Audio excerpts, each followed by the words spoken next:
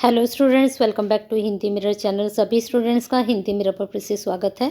अभी जो कंटेंट हम लेकर आए हैं उन स्टूडेंट्स के लिए लेकर आए हैं जिनके बीए फर्स्ट सेम के एग्ज़ाम हैं, और जो स्टूडेंट्स उत्तराखंड ओपन यूनिवर्सिटी से हैं तो उनके लिए ये प्रीवियस क्वेश्चन पेपर है। और पेपर का टॉपिक सभी को पता है, BHL जो आपका टॉपिक है और उसमें प्राचीन भक्तिकालीन काव्य से संबंधित है, तो उससे संबंधित यहाँ पर संपूर्ण जानकारी आपको दी जाएगी। आपके कोर्स का नाम है BAHLN और 101, ठीक है। तो वही यहाँ पर पेपर का नाम आप देख सकते हैं, प्राचीन एवं भक्तिकालीन काव्य।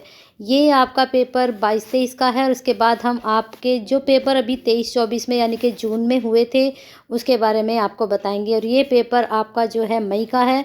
उसके बाद जो दिसंबर में पेपर हुए थे उसके बारे में बात करेंगे। पहले हम देख लेते हैं 22-23 वाला, इसमें किस तरह के क्वेश्चंस यहाँ पर पूछे गए थे, ठीक है। देख लेते हैं क्वेश्चंस किस तरह के पूछे गए हैं। आपके प्रश्न का पैटर्न आपका थोड़ा सा इससे चेंज होगा, लेकिन प्रश्न जो कि तो यहाँ से जो कि तो आपके प्रश्न बन सकते हैं। लेकिन जो ये 8 प्रश्न करने हैं, 5 करने हैं, यहाँ पर अंकों में थोड़ा सा यहाँ पर फेरबदल हो सकता है, ठीक है। लेकिन हमें ये नहीं देखना है कि पैटर्न किस तरह से आएगा। 7 क्वेश्चन पूछे जा रहे हैं, 5 पूछे जा रहे हैं या फिर 4 पूछे जा रहे हैं, या फिर लॉन्ग कितने पूछे जा रहे हैं, शॉर्ट कितने पूछे जा रहे हैं। हमें फोकस करना है कि हम कितनी तैयारी कर सकते हैं अपनी बुक से और जो प्रीवियस क्वेश्चन पेपर हैं उनसे। यहाँ पर पहला प्रश्न देख लीजिए, भक्ति की अवधारणा को स्पष्ट कीजिए और इसकी 2 धाराओं का उल्लेख कीजिए। कल मैंने आपको बाई बुक समझाया था और बाई बुक मैंने आपको बोला था कि इसमें से आपको किस तरह से टॉपिक को तैयार करना है। हमारा फोकस होना चाहिए कि टॉपिक हम कितने कवर कर पा रहे हैं। तो यहाँ पर देख लीजिए, मैंने आपको धाराएं बताई थी, एक निर्गुण धारा और एक सगुण धारा, ये मैंने आपको बताई थी। तो इसने कहा है कि भक्ति की जो अवधारणा है, अर्थ है, जो स्वरूप है, उसको स्पष्ट कीजिए और साथ में इसकी 2 धाराओं का उल्लेख कीजिए। यहाँ पर निर्गुण और सगुण के बारे में बताना था। तो यहाँ पर आप देख सकते हैं। फिर नेक्स्ट क्वेश्चन है आपका, हिंदी साहित्य के आदिकाल के नामकरण की समस्या पर विचार प्रस्तुत कीजिए। बहुत अच्छा प्रश्न है। आदिकाल की नामकरण की समस्या भी पूछी जा सकती है और साथ में यहाँ पर आपसे क्वेश्चन पूछा जा सकता है प्रवृत्ति से संबंधित। ये भी बहुत ज़्यादा इम्पोर्टेंट है, इसको भी आप ध्यान रखिएगा। नेक्स्ट क्वेश्चन, नाथ कौन थे, इनके द्वारा लिखित साहित्य की विशेषताएं बताइए। कल ही मैंने आपको बताया था कि नाथ भी आपको पढ़ के जाने हैं, सिद्ध भी आपको पढ़ के जाने हैं, निर्गुण काव्य धारा पढ़ के जानी है, सगुण काव्य धारा पढ़ के जानी है, कृष्ण भक्ति धारा, राम भक्ति धारा, सगुण भक्ति धारा, ये सब आपको पढ़ना है क्योंकि क्वेश्चंस ज़्यादातर आपके यहीं से बनेंगे और 100% बनेंगे, इसमें कुछ भी दो राय नहीं है। नेक्स्ट क्वेश्चन, निर्गुण काव्य धारा का परिचय देते हुए किन्हीं 5 निर्गुण कवियों का उल्लेख कीजिए। अब देखिए, निर्गुण काव्य धारा आपसे यहाँ भी पूछ ली गई और यहाँ ऊपर भी प्रश्न में पूछ ली गई। तो जो टॉपिक हैं वो 1 से 3 प्रश्न में रिपीट होते हैं।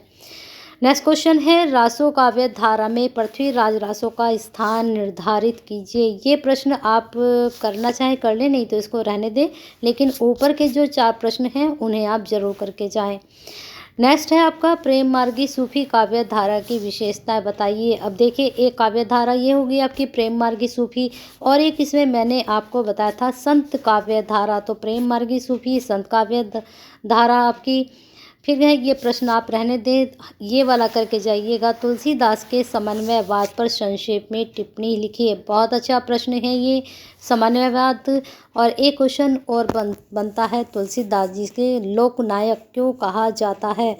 तुलसीदास जी को लोकनायक क्यों कहा जाता है और किसने कहा और क्यों कहा, ठीक है। ये प्रश्न आप तैयार कर सकते हो।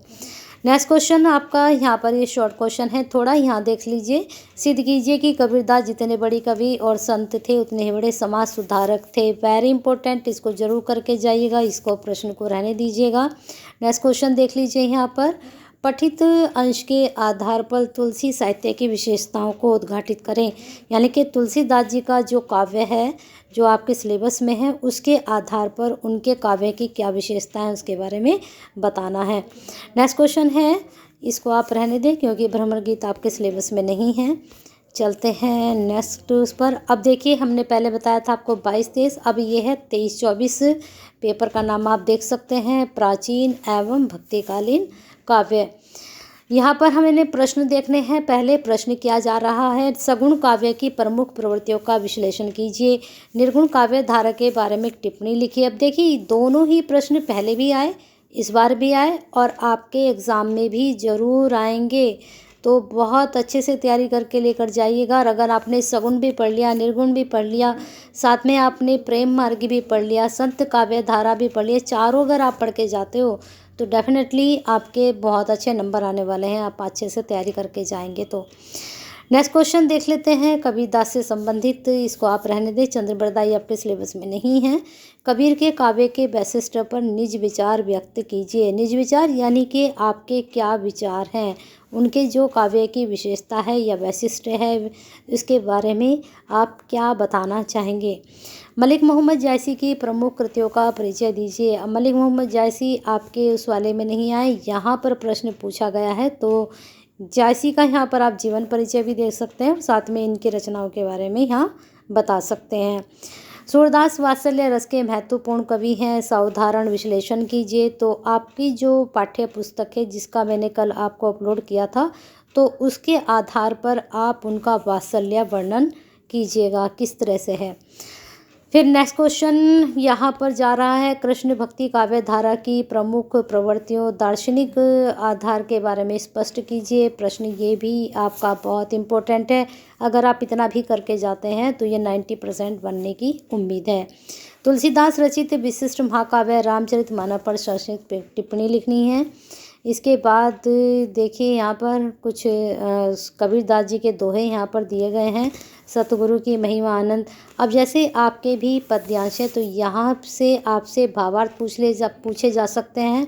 आपकी बुक में जो लास्ट में भावार्थ दिए गए हैं उनको आप एक बार ज़रूर देख के जाइएगा, हो सकता है वहाँ से क्वेश्चंस आपके पूछ ले जाएं और आपको पता भी होना चाहिए कि कौन सा पद्यांश कहाँ से लिया गया है और उसके रचयिता कौन है ना।